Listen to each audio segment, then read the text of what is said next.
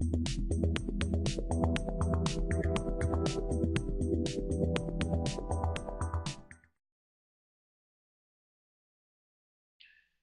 my name is Trent. I'll be taking you through the basics of wiring this keypad.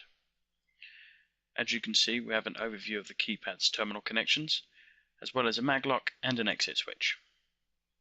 We are going to cover the following: power, which is 12 volt DC, maglock set to normally closed, and an exit switch.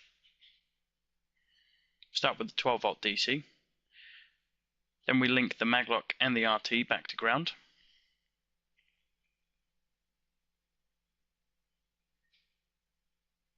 Now we take the maglock to the NC and then common back to 12 volts.